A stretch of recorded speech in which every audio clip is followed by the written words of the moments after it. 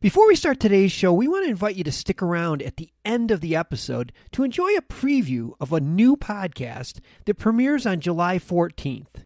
As the industry's exclusive cannabis podcast network, MJBulls is proud to present Women Leading in Cannabis. Join host Kira Reed each week for inspirational discussions with women who are leading the cannabis industry.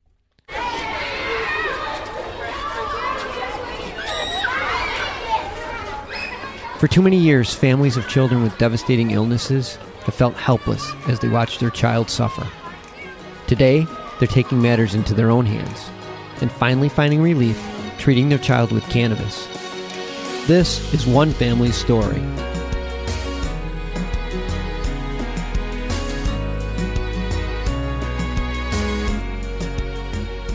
Hi, thanks for tuning in to another episode of Love and Cannabis. I am Nina. I'm Osiris. And we are the proud parents of Aiden. Hey everyone, how you guys doing out there? Welcome to another episode. Hope everyone's doing great. Hi everyone, thanks for tuning in. Yeah, we appreciate you. We've been getting a lot of responses from our podcast as of late. We want to thank everybody for listening in. And for those who have been reaching out, family and friends, thank you. Thank you. We really appreciate the support because it takes a lot to do this. It's not something, people may think it's easy, but it's, it takes some time, especially when you're raising a child and, we have, work schedules and all those things that may interfere, but we both feel, let me say this, we both feel this is something necessary. So we appreciate you and your time to, sit in and listen in to what we have to share. Yeah, so that being said, this episode, we're going to talk about other things that we did with Aiden outside of the CBD use. It's a laundry list, I'll tell you that much. Yeah, we do a lot with him and we're not afraid to try different things. I think we take it too far sometimes. Maybe.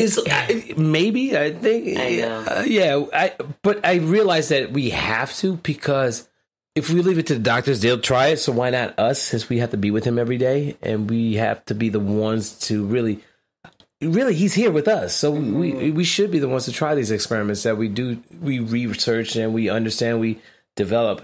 And the fact that we have such different backgrounds and experiences, it helps. Definitely helps. I think I recall that when I was home with him and he was getting physical therapy, because when kids have disabilities, you're able to get services. Like in New York, you pretty much can get the gambit of services available to you. And one of the 3 services I received between physical therapy, speech, and occupational therapy. Physical therapy he was getting it at home. So it was like he was 3 years old. We'd have a physical therapist come in and work with him. One of the things that he would do was just stretch his legs, because at the time he was really tight. What was it? Like his hamstrings were tight, his calves, what was it? The Achilles heel. Mm-hmm. That was really tight on him. So he would spend a lot of time stretching him. So every day he'll come in a half an hour and just stretch his legs, just stretch them. And I'm thinking to myself, but his legs are weak. He really couldn't, at the time, he couldn't really walk up and down the stairs. Really had issues. He would walk on his toes. That was a major issue with us, the fact that he did that. And we ended up getting braces for him, which was really uncomfortable. We felt bad for him. But one of the things that I did since I was home with him is that I helped him learn how to walk up and down the stairs. Mind you, folks, we're in the city. We don't have an elevator. Yeah, we're in a 4-4 walk up. Yeah, so I counted one day. It was like 40 steps. Yeah, I think it's even more like 80. Really? Is 80? That's double what I just said. 80, that's a lot of steps. I got to count that. Yeah, it's a lot of steps. Well, if you go up and down, yes. Yeah. If you go up and down, it's 80, just 80 steps a day that you have to. And that does not include getting to the train station, which is about 30 seconds to 45 seconds walk. And then you're going another 2 to 3 flights down those steps. So Aiden, I had work with Aiden with that, going up and down the steps, to really strengthen up his muscles and his cores and learning how to really walk those flights. Because at the time I wasn't really feeling 100% while he was home with me. And so I was like, hey, Aiden, I can't carry you. You're a big bundle of joy. We got to have you walking up and down the stairs. And felt that also that would help him with his physical therapy, one. And secondly, it would help him with his strength, because things that he was doing early on he was right on schedule for development. But then after the seizures, everything just seemed to stop. And his balance was off. His walking skills were off. Even his speech has stopped, really, and which was kind of strange. So it really concerned us, and especially for me, because I'm home with him now. Yeah. It was a scary time when he was having quite a few seizures, like the days where you have 100+ seizures a day. My background is physical therapy, and I knew by Aiden not being active, that would be more detriment to his brain. I knew there's something that we had to do in a safe space to always keep him active when he was having bad days. Yeah, that's kind of hard too. And it was very hard. I remember he was having one of his worst days, just constant jerk seizures. I said, okay, what can I do to work his brain but in a safe space? So I said, okay, I'll put him in the stroller and then I'll bring him to the sandbox. Because I knew... I remember that. You said that. You mentioned that in one of our episodes, yeah. So I said, okay, if he's in the sandbox, at least if he falls, he's, on the sand, I could sit right next to him. But at the same time, he could work his upper body by sitting up, unsupported, and he could work his arms by, playing with the sand and get some, functional play in. And that's the kind of things, we did. We wanted, despite what was going on, we wanted to somehow keep him active. Yeah. And physical activity is very important to me. And I know the importance of physical activity and brain function. Mm-hmm. Well, that was interesting because one of the things when he started trying to feed himself, he's a righty, so he would use his right hand. I would move the spoon to his left hand and hold down his right hand and kind of force him to use his left hand to pick it up. Mm-hmm. It was just something just to keep him engaged, keep him involved in knowing if you're that hungry, you're going to lift you're going to lift one of those hands to get it. And it was forcing his brain or him in general just to go after the left spoon. Cause I'm hungry. I'm going to scoop this food up. It is awkward, but I'm going to do it. And he would do it. He would literally he would go left hand and pick up the spoon and try to feed himself. And that was interesting how he really pushed himself when he wanted to do something. Yeah, so that was perfect what you did, Osiris, because sometimes it's good to work both sides of the body. Mm-hmm. Because if you're working the right side of your body, you're strengthening the left side. And if you're working the left side of your body, you're strengthening the right brain. How does that work? Because I know you mentioned it before, and the things that would do it, Aiden, you'd watch and you'd explain. It's it's still not clear to me because I know the action, but I don't know the title or the label to what it is I'm doing with him. So basically, it just not to get into this whole neuroscience, technical neuroscience lesson is that you want to work your whole brain. So if you're so you don't want to only work when you work out. You don't work out only one side of your body. You have to work out both. Yeah. So that innately you were doing that without knowing the science. Yeah. So what is this? I mean, there's a name for it, right? So basically, when you have a developing brain, the brain is plastic.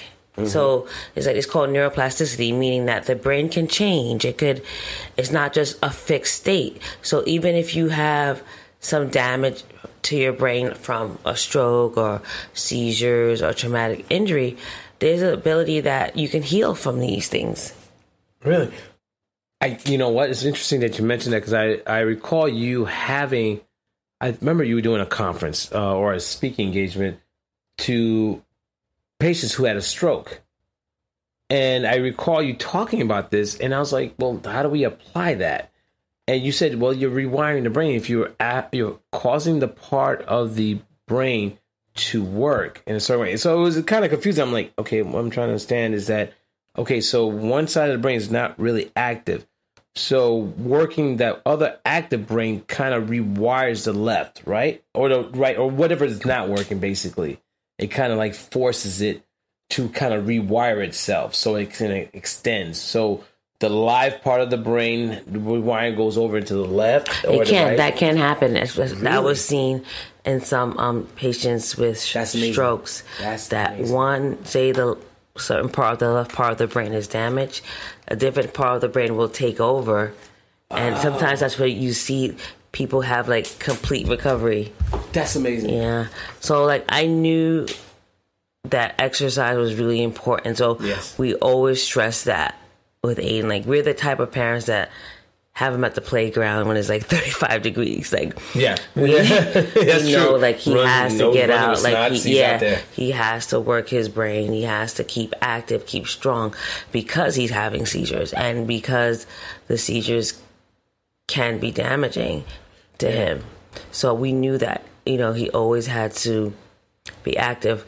For example, lately I've been doing this thing where we go on runs. Because one of my professors said that they did a study and they found out that running also has some neuroprotective properties, which means that just runners have less neurodegenerative damage when they looked at runners' brains versus people who didn't run. Neurodegenerative was you got to explain. I'm sorry. Just basically, I'm layman. Just basically that the brain wasn't. The aging process was slowed down. Oh, really? Yeah, so it could protect the brain from damage. They said running. It's the same thing like CBD does. It's very similar to CBD. So cannabis helps with the slowing down the process itself of the brain damage. Yeah. Wow, that's amazing too. So me and Aiden would go on runs. We gave him a scooter. Tell him about the scooter thing that you did. I thought that was pretty cool. That was interesting, the scooter, because as I stated before, Aiden's righty, so he would always use his right leg to push off. So that was his push off, the right leg. So I watched him. I would record him as he started doing this and working. There was a time where he couldn't even push off for a while. It took him some time just on the right leg because his muscles were so weak. Mm-hmm. And as time progressed, months, even close to a year of him strengthening his legs and able to push off his right, I said, well, what's going on with his left? Let's try the left. Let's switch it up. So I asked him, I said, Aiden, push off on your left. It took him a while just to even process that information that he needs to use his left leg. So I would have to literally put his right leg on the scooter, keep his left leg on the floor, on the ground, and have him push himself. The kid couldn't do anything. He stood still. For some reason, there was a breakdown in the process of him using his left side. Like nothing moved. And when it did move, it was like he was just walking. He could not propel himself forward. He couldn't even get that push off like he would go on his right. We did this every day. Since I saw that, I was like, okay, this is the game plan. You're going to work your left every day. I'm not even going to ask you about your right. Every time I see you go on your right, you're going to your left, and you're going to keep working. I would say literally it took him 2 days. I thought it was going to take him longer. It literally took him 2 days to figure it out and started moving. But I would say by the fourth week, he was using the fourth day. It seemed like as if his left and right were the same. They were worked in conjunction. It was literally amazing to watch him. It was amazing because I was like, how come I didn't think of this? Hey, you're the PT. Yeah, you get paid for this stuff. I'm like, that's genius. Just work the other side, the other leg, so we can work the other side of the brain. So I was like, wow. And just like any skill, after a while, he got really good. Yeah, he switches his up not to be cute. Yeah, you'll see him down the street. He doesn't even look in the direction he's going to. He'll switch it up. I'm like, wow, okay. But that came through, and that's one of the things I noticed though with him. It's repetition. He just has to go. But I mean, there are some families out there who have kids that are not at that stage who are still trying to get their balances. Like, there's kids out there who are stationary. I mean, we talked about that, especially if a child's on CBD. And they're stationary, who may not have a fast metabolism like Aiden, and those, CBD oil may act differently than they would in them than it would for Aiden. So the same thing would probably apply as well as for neuroplasticity in the exercising. If they're not being able physically to go out to do something, is there something they can do stationary that would keep them? Yeah, they're definitely, if they can handle it, there are definitely exercises that they can do sitting down. Mm-hmm. Not sure if it was Yeah, there's definitely a lot of things they can do sitting down if they're able to do it repetitively. Like what?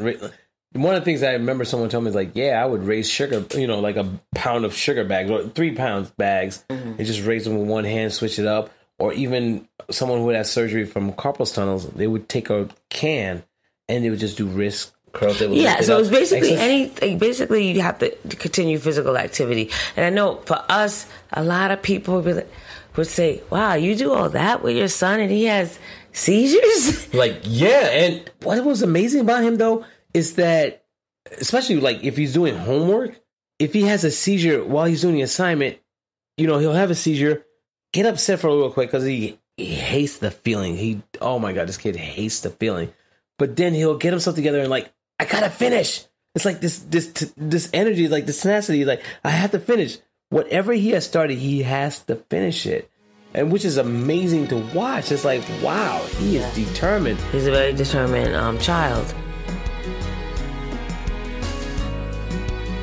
I have to ask you though, how much does that plays from neuroplasticity, the rewiring? How much of that plays into it? I definitely think it is huge. It's a huge difference. I think because we're fortunate that our brains aren't fixed, so that every time I know that he has the ability to get better, and then it gives us like a sense of hope. And he picks up quick on things. It takes him time, but once he gets it, it's like he's hooked on it. I noticed that with like games online. Certain things, he grabs the phone. I remember the time he couldn't even repeat numbers. Now he's repeating numbers. Now he knows like our passcodes to our cell phones. Yeah, so it's nice to see when you literally see you got your credit card on that phone. It's nice to see when your child's healing. Yeah, it is. It is great because especially when you start at the beginning thinking like, what's going to happen? What's going to become of him? And then you see these changes and you're like, okay, we're on the right track. We just got to keep pushing him, keep moving forward, feeding him the right foods, giving him exercise, eating, drinking, water, all those things that he needs for his body to develop, especially the brain is so fragile. It is fragile, but yet strong because it could take the trauma and still recover. And I've seen that.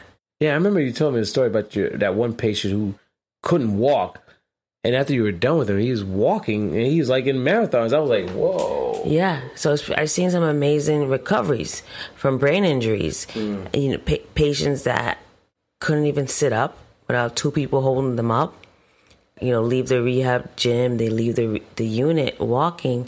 That shows that our brain has the potential to recover from a lot of trauma. So never give up on your kids. No, I don't think any parent wants to give up on a child. Don't think that, this is it. There's always some room for improvement. Oh, always. I think it's more up to the parent. It really is. You know what? It's not I think. I know it's up to the parent because your child's dependent on you. You got to set the table, the standards or situation for where you can help your child develop. And it's hard, especially when you got to work. You got financials, you got the relationship, you got all these things. But if everything around you is about that child's development, it will come together. And it's like you put that game plan. If you have family and friends that come over, like, hey, spend some time with my child, help them, develop. And like for our family, I tell my brothers and sisters that, hey, when you guys come over, I want you to spend time with my son. But at the same time, I want you to teach him something different. It's not that he just sees us all the time, that he gets something from his aunt and uncles and his godfather and his godmother. He gets a different experience. And then he could add that to his repertoire in the sense of his development. That helps. I mean, like they say, it takes a community to build a child. And it comes from this situation like this as well. Yeah, definitely. It just got to keep working with your child and try to figure out how they learn. I think that's also was a huge thing. To know where he was and then take him to the next level. Yeah, that's so important. But that comes from spending time with your child too, watching him, observing, giving him certain situations to be in. Giving things. I remember one time when Aiden, I wasn't too sure if he could but to get out of a crib because you watch YouTube channels, you see kids escape from their crib. And I would watch Aiden try to get out. And I'm like, okay, I got to help him do it the right way. So we literally teach him how to get his right leg over, then his leg follow, his hands hold on to one part of the, upper part of the bed, and then have him slide down. A couple times he did the escape on his own. Didn't turn out right. You'll hear him screaming in the background, coming out of the hallway, hey, I fell on the bed, and nobody came out. But I think for kids, it's, just basically children, that they need that support. They need that training. You have to look at your child as an athlete preparing for their profession or their sport, and you help them exercise. You develop a game plan, right? Definitely. You would schedule it too. Like, you can't just be all exercise. I mean, there's learning process and exercise, but there's also the parts of the reading, the writing. Even if the child is young, just have them hold certain things, because I think it goes along the line of occupational therapy. You use your hands, your fingers, and your motor skills in dealing with that. Yeah, so we figured out that Aiden needed a lot of repetition. Yeah. A lot of repetition. So we taught him all his letters, all his sounds, which is like basically all we did all day. Man, we would have that YouTube on. YouTube. We listened to YouTube for so long just to watch. We figured out how he learned, so I started teaching him the letter sounds through movement. I figured out that was excellent. That movement, some kids with special needs, they learn through movement. So Aiden's one of those. So I taught him letter sounds by pairing a letter with a motion. If you guys are not sure what that is, just look it up on YouTube. Everything's there. Everything's on YouTube. And another reason why I knew that exercise is really important is that one time we were at the park and Aiden said a sentence while moving. So I realized there's a connection between the brain and our physical abilities. So I noticed that kids tend to say a lot of their first words by walking, when they're walking. Oh, really? Oh. Aiden was more vocal when he was moving and he was at the park. One of the things I started doing with him was, as he walked down the stairs, I would count. I would have him count this. I would have him count one step. Yep. Yeah, what step are you on? 1, 2, 3, as we go all the way down up to 40. And then do the same coming up. And then times I would change it where I would count up the first 10 steps and then start it again. Or then I would just count all the way through. And he remembers that. Now he starts to do it on his own. I don't even have to say anything. He starts counting on his own, which is amazing too. Gotcha. I think every parent, every opportunity is a learning moment. Basically. And so you transition that into your personal life. Your child, like, if you're in a room with your child and they haven't spoken, you just point out certain things. This is a cabinet. This is a glass. It's a refrigerator. This is a floor. Those things, one of the things that we did was put,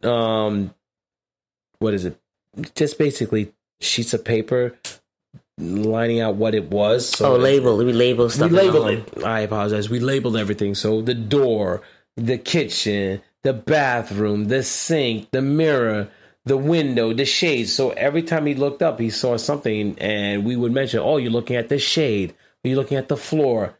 This is a TV.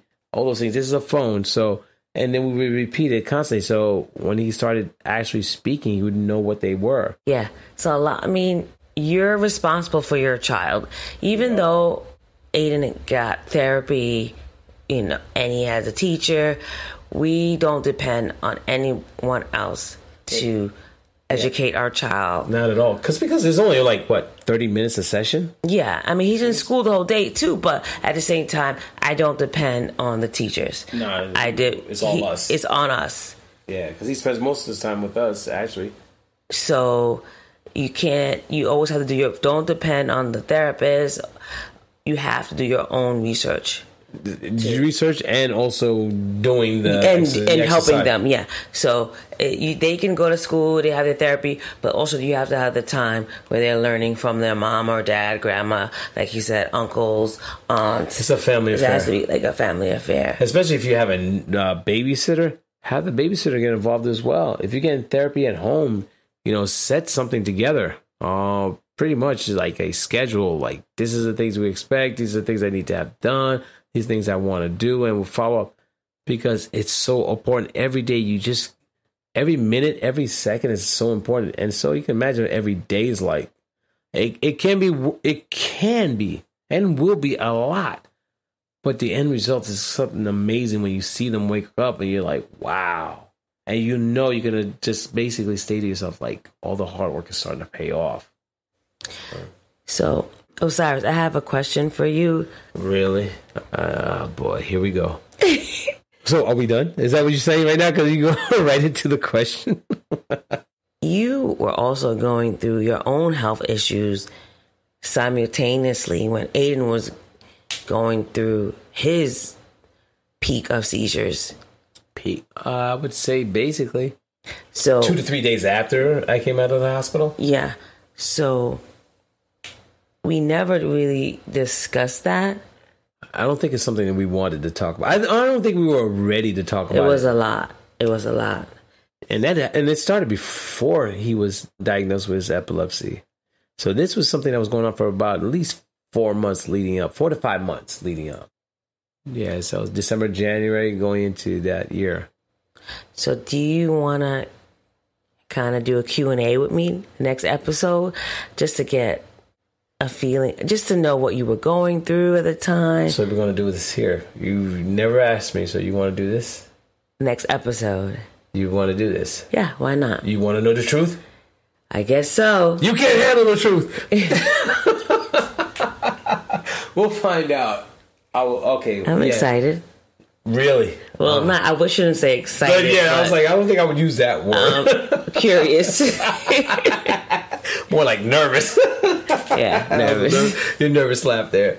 Yeah, there was a lot going on that I wasn't even aware of. But yeah, so I will share with you the things that was going on there, because I would have to say it was scary, to say the least. It was scary.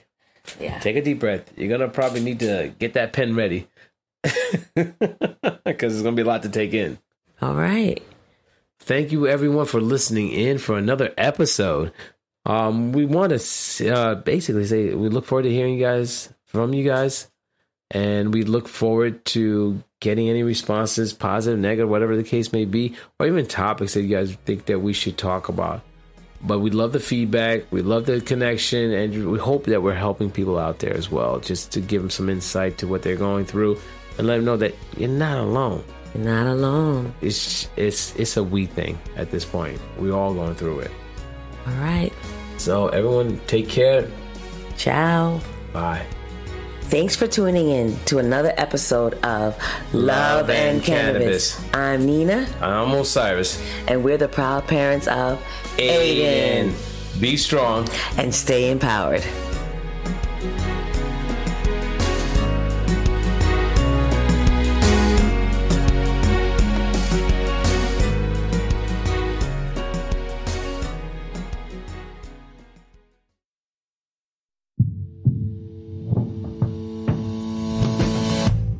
Tell me, boy, you make me so bored. You need to walk the other way. I tell you once more. Please get out of my way. I don't want you no more. We're done here, boy.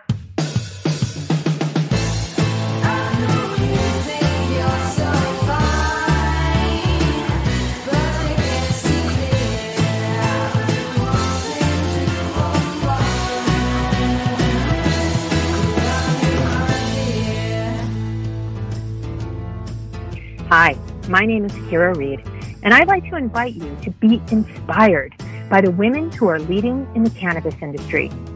Each week, we will discuss empowerment, leadership, and what it means to be a woman in charge in marijuana, hemp, and CBD. As the founder of the Women Empowered in Cannabis community, I have had the great pleasure to get to know many brilliant and talented women who are CEOs, executives, politicians, advocates, and community leaders that are focused on creating a cannabis economy that is just, fair, and equal. We'll learn how these women make decisions, how they navigate a predominantly male industry, and what they're doing to level the playing field for women. I hope you'll join us.